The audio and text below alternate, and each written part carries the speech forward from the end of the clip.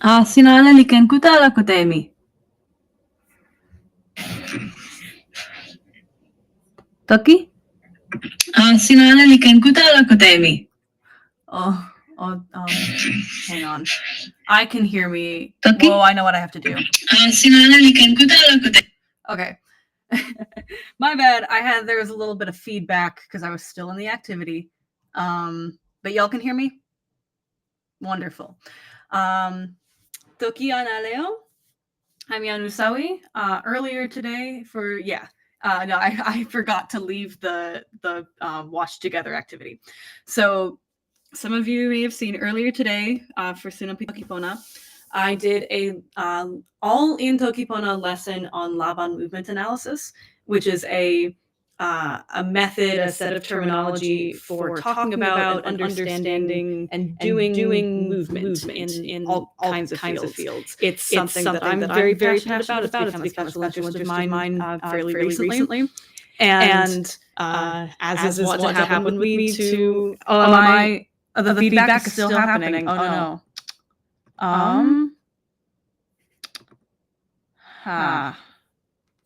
What is happening? What is going on? It was fine for a bit. Nothing changed. That's weird. It started again? Okay. Kala pala Tonyo.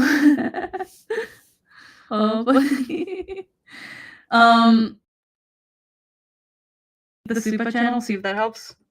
Does that sound better now? Mitoki, mitoki. Nilikonakute.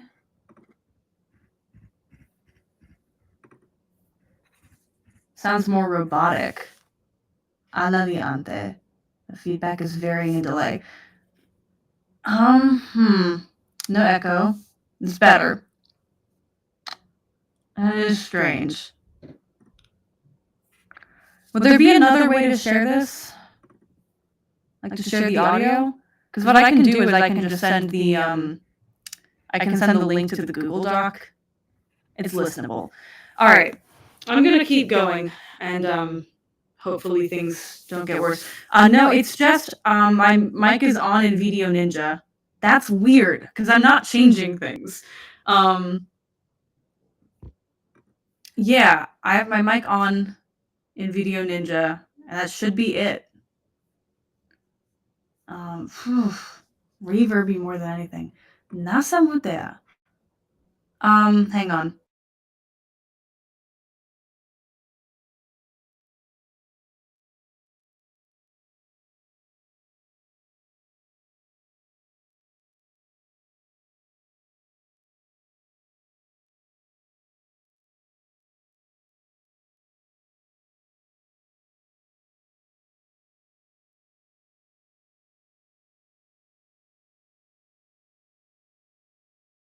Okay. All right, I'm back. Do we just keep going with this?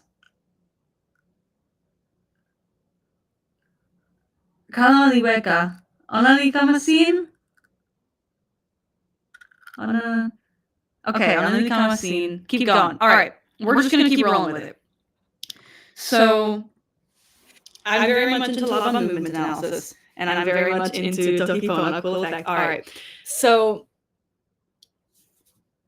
doing this translation of all of the highly specific terms from, I wonder if it's a Sonobus thing. I don't think it is though. So this is just sort of derailing me a little bit, but this, the goal of this is to just kind of be is to just be like a casual conversation. Because doing this translation of all of the highly specific terms from Laban movement analysis into Toki Pona got me thinking in general about how to translate similar jargon, terminologies, specific things like that into Toki Pona. Because this is kind of known to be a weak point of the language. Like this comes up a lot in the articles or interviews about it, or when talking to newbies. It's like Toki Pona is this beautiful, awesome language, but you can't do politics with it. You can't do sciences with it. you can't do like specific terminology with it. And I think in a lot of ways there's still truth to that. But I really want to explore the space of like, how do we, the echo left when you left the Google Doc. Interesting. So okay. Interesting. No echo. All right. So I guess this means I can't talk and scroll through the okay. Toki Pona. Okay. It's your thing. All right. Ekoli weka. Pona mutea. Ekoli, I'm gonna go back. Does it come? Oh, wait. Oh, there's lots of windows that I have. Does this make the weka? Does this make the echo kamasin? Okay. In the meantime, I'll just check out of here. So what I want to do in this time that I have, because I joined like 5 minutes ago. I want to just talk a little bit about how I went about translating a jargon set into Toki Pona. Like, what were my goals? What was my methodology? How would I recommend doing that for anyone else who wants to do a similar project? And what are the benefits of translating jargons and, specific terminology sets into Toki Pona? Wonderful. So while I'm talking about this is casual. I have notes, but this is unscripted. I want to get if anyone has questions in the chat, whether it's a question about Laban movement specifically, whether it's a question about translation, like my goals or my method or the things that I bring up, or whether it's like, hey, I'm interested in translating this thing, and we can just open a dialogue about that. That's sort of what I want to cultivate in the, I guess now more like 15 minutes that we have.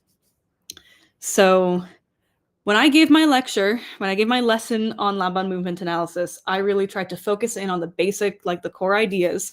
But there's a lot in the translation that got left out as well. So this, as I'm showing you here, this is currently the full documentation for my Toki Pona implementation of Laban movement analysis. And you can see there are a lot of terms and a lot of groups of terms. I even have more that I need to add in the future for movement scales, which is a very cool thing in this system. But one thing that's definitely influenced my methodology is that there are a lot of groups of terms. Like there's 4 factors of movement. There's, these different axes. There's different qualities of movement, different states of movement, different drives, and different kinds of actions. These are the things we talk about, the kule tawa, right? Tawa akasi, tawa soeli. So lots of things in Laban movement analysis come in these groups. So one goal that I had in doing this translation was to maximize the relatedness of the terms within different groups. For example, the 8 basic efforts, or the 8 gestures, as they're sometimes called in English, which I call the kule tawa. The colors, the kinds of movement, fall into similar categories. You have akasi, soeli, wa, sokala, like 4 different animal words, and you have pan, kili, kasi, soko, right? These words already kind of fit together in your memory. Same here, I tried to have parallels. Lon suno, lon moon, lon poka, lon weka, lon ko, lon telo, to try to have things be symmetrical and feel related to each other. Right, when I describe these qualities here, I use kon, kiwen, seli, and lete. They kind of feel elemental, as opposed to lipu, palisa, linya, and nena that all describe specific kinds of objects.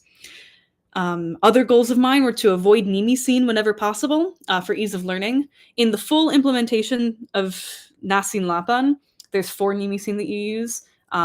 There's enko for space as opposed to tempo, soto and teye for left and right, and soko for tawa soko, or floating as it's called in English.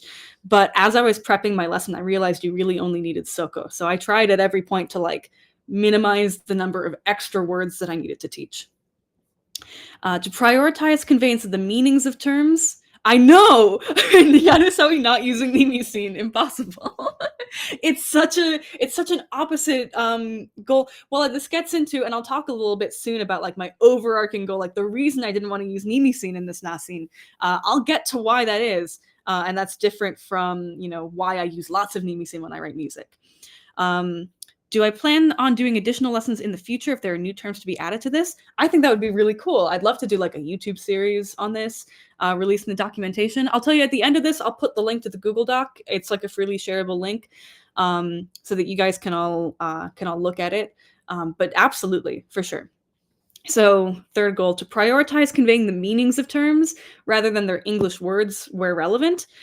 So I'm going to go to the bit on the drives. I talked a little bit when I gave the lecture. I just focused on 3 factors of movement: space, time, and weight, and lots of beginner resources in English for Laban stuff. Just focus on these, but there are technically 4, and the 4th one is called flow, and it's very weird. But when you evil Yanu, sorry, I love that.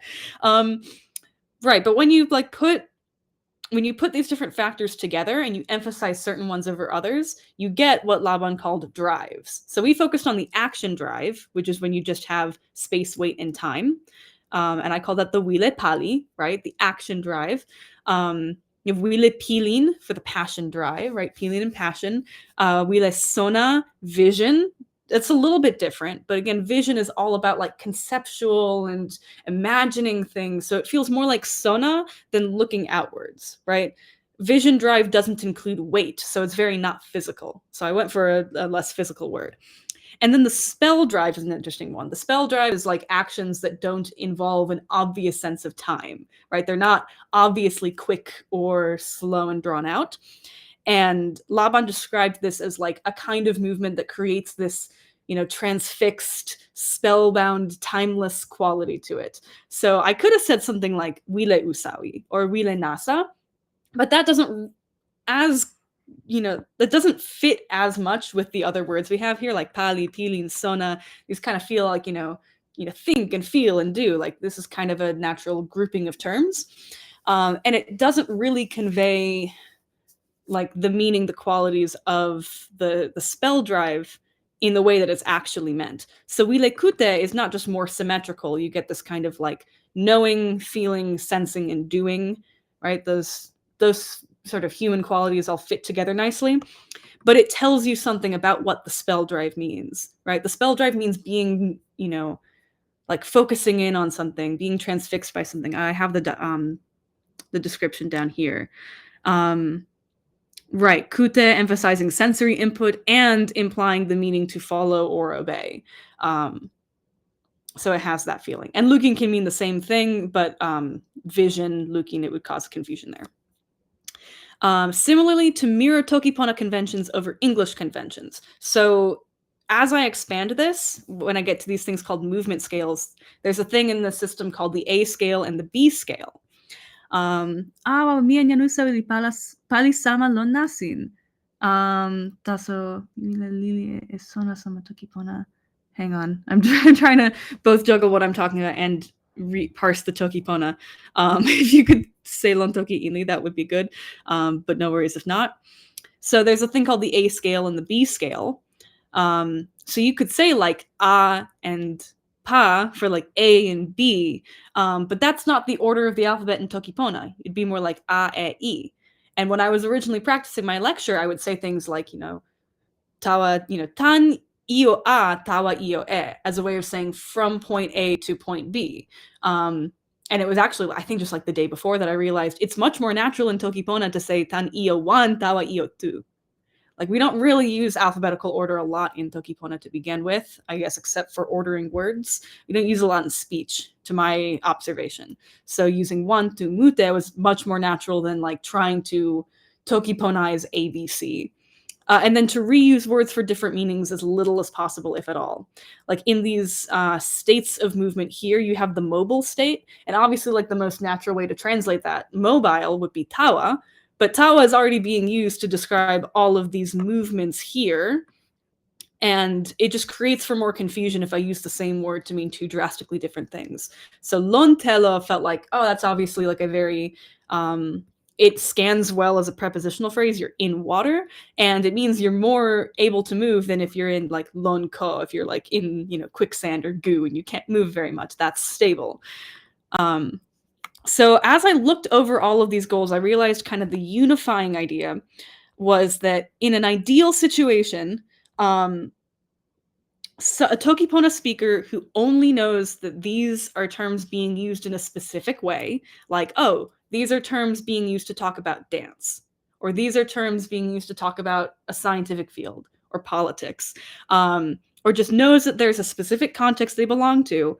In the absolute ideal situation, the person should be able to infer the meanings of the phrases just by looking at them. And that's, I think, not the case for a lot of these. But then, barring that, the meanings should be explainable in Toki Pona such that they don't feel arbitrary. If I'm trying to explain the mobile state and I'm trying to say, lontelo means mobile, I could say like, sina lontelo la sina ken tawa kepe wawalili. Taso sina lon ko la palitawa li suli. Right? I could say something like that, and it gets at the meaning. So it's easier to like explain those terms in Toki Pona, even if just saying them in Toki Pona doesn't automatically convey what exactly they mean. Similar with like, tawa soeli or tawa soko or tawa pan, like some of these needed explaining, like the idea of using a scythe to gather wheat. But they were all things I felt like once you explain them in Toki Pona, you can kind of imagine like, yeah, tawa soeli. I know how a soeli moves. We did similar work but approached it differently. I wanted to fully keep the Toki Pona vibe and use general terms. Even in the English, I'm not really trying to capture specific ideas. Very interesting. I'm definitely looking forward to seeing that upcoming video. So I don't know that I've like perfectly met all of my goals or that all of these goals are always possible to meet. But this was a lot easier to make work than I initially expected. So I think the chances are good in general for trying to translate jargon. Do I have until 10:50 or do I have to really wrap up now? Because I'll skip right now to like, okay, hang on.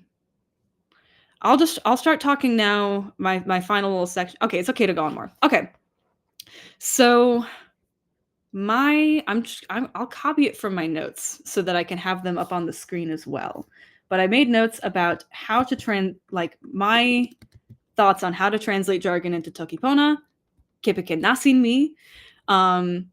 Rubik's Cube jargon. Okay, why did you decide to use tawapan instead of tawakipisi if you were trying to convey cutting? The two reasons are like tawapan, or it's called slashing in Laban movement analysis, but even those descriptions are like kind of too specific. Lots of kinds of movements can be tawapan or can be a slash, even if they don't involve cutting. It just has to. Yeah, that's also it's a nimisin. But also, again, it was for that kind of symmetry where all of these indirect actions, right, tawapan, tawakasi, tawakili, and tawasoko, all share in common this fact they like move flexibly through space, and they all refer to like plant words, so they all feel related, and it helps with memory. Going till 10:50 is okay, perfect. Is there an online version of this doc? There is, and I'm going to post it once I'm done. So how to Toki Ponize a jargon set with my nasin. Get a list of the concepts or the terms that you want to translate, and where possible, you group them by head noun, even if you don't know what that head noun is yet. It came pretty naturally with Nasin Lapan. I had like the states, the drives, the gestures, the effort factors. They all kind of had these names already, and that may be the case. Like I see in Luke and your set, you have it grouped already as like methods, moves, CFOP, averages, shapes. So that's like a really good place to start. Without trying to use any of that jargon, just in English or in Toki Pona, try explaining each concept as if you were explaining it to someone who didn't know what it was or anything about this field, and see what phrases come up most often. See what kinds of explanations feel most useful or intuitive. When I was trying to explain the difference between direct and indirect spatial movement, I found it really useful to do like from point 1 to point 2 versus from point 1 into space. So that phrase came up a lot and felt really natural for me. I feel like using animal words for jargon is a very Toki Pona thing. Like there was that deck of Toki Pona cards. Right, yeah, exactly. Lon mutea. Hang on. Look for places where you can use groups of words, directional and locational words, types of being or object, colors, elements to group related contexts. And this is all really like this is more for like once someone has learned the jargon, how easy is it to remember? And it's easier to remember these groups of concepts if the words themselves feel related to each other. If one word works really well in two places, like I had tawa for movement, but also for the mobile state, look at closely related words that might apply to one or the other, or try phrasing one or the other in a way that reflects its meaning or how it's practically applied. Like there's, what's the surface level word for it? What does those words mean? And like, how do you use it practically? Are all kind of different layers that you can consider. Use the existing phrases as a jumping off point, like I would use, action drive, wile pali, and use metaphors where direct translation fails, like lon suno lon moon for the awake and dreaming states. It kind of feels like lon moon, you're dreaming. But try to avoid doing calcs, just in general, good thing to do. Always check whether the translation sounds and feels natural from a Toki Pona perspective, which that is something I'm still trying to articulate, like what are the qualities of it sounding natural from a Toki Pona perspective. But if it doesn't, and I think, at least the beginning, gut feeling is a good way to go. What might? A calc is where you translate a phrase that exists in one language, just word for word, into a different English language. Like, so I'm trying to think of a good example. Keep Toki Pona conventions in mind about numbers, the alphabet, etc. in mind. Like, how does Toki Pona already like to categorize and talk about things? And then ask other Toki Pona speakers. That's what I did with this lesson in part, was I'm like, here, I'm going to use this terminology to talk to people. Do they understand it? Does it feel natural? Like, what happens when this is put into practice? Using science, these funny animals and funny ideas to refer to specific forms of exercise, like dead bugs, fire hydrants, wall angels, very visually engaging ideas. That's awesome. I don't know what Nathan Productions is up to, but I'm going to ignore him. So lastly, as we're wrapping up, what are the benefits, right? We talk a lot about Toki Pona is a language for like not talking about these very specific sciencey jargon heavy things. But what might be the benefits of translating a jargon set into Toki Pona? Firstly, being able to more efficiently communicate certain topics and being able to explain them more simply, kind of the main thing that I was testing today. Right? Like being able to just use the benefits that Toki Pona already has of like simplicity to talk about less simple things, having to think about what the things actually mean, right? I can say this thing is called the spell drive, but do I understand what that means, what that implies, how that's used? Because I'll need to understand that to say it in Toki Pona. Similarly, it can be a test of the jargon or a test of the translator's knowledge of it. It's sort of I think, equivalent to like, can you explain it to a 5-year-old? And if you can't, you don't understand it. This is maybe at a similar level to that. Like, can you teach this to a Toki Pona speaker? Can you teach this in Toki Pona? What's that like t-shirt design? If I can't say it in Toki Pona, I don't understand it. And lastly, and this was really the first thing that motivated me to do this, a translation is a creative act, right? I'm coming across this idea recently that like, obviously things get lost in translation when translation is forced and given without context, comparing us to 5-year-olds. Nami bakara. But when it's done intentionally, I think there's a lot that can be gained in translation and in comparing translations. Yes, I figured /LH. Nasin Lapan is a piece of art that I made. Like my translation, yes, translation is art. Wonderful. And art is a cool thing to make. So I'd love to do like more practical stuff with this jargon set. Yeah, can you explain it in Toki Pona? Can be a lot of fun, right? So like obviously like it'd be very cool to do practical things with this. But first and foremost, I did this because it was a fun thing to do and a cool thing to create. Do you think that as someone who is already familiar with Lapa movement analysis and Toki Pona would be able to understand some of it? I think so. I think it may also take like similar explanations, like I say tawapan and then I do a slashing movement and they're like, oh, I get it. Or I talk about like palisa versus lipu, and someone who knows the dualities into Laban movement analysis will probably be able to recognize like, oh, a palisa moves directly through space and a lipu moves flexibly. I love art too. I think that just about comes upon my time. There's something different in the task with like parsing Toki Pona in general. It's a pretty different thing than explaining to a child. I think that makes these like, I guess two good tests to kind of stand side by side. Like, explaining it to a 5-year-old tests one kind of thing, but explaining it in Toki Pona tests a different kind of thing. I'd love to chew on that idea more. If people want to keep talking about this in chat, I will continue to be in chat to talk about it. You can DM me with any questions. I'm going to share this link now. Let me take out, I'll keep those in. So there's my explanation of Nasin Lapan. That's what I got. Thank you all very much. This has been a super neat conversation. If anyone wants to go back into the stream, you can always watch my Laban movement analysis lecture and, see how you recognize these ideas, see how it feels. Let me know. I'm always down to like expand this stuff more. Thank you all very much.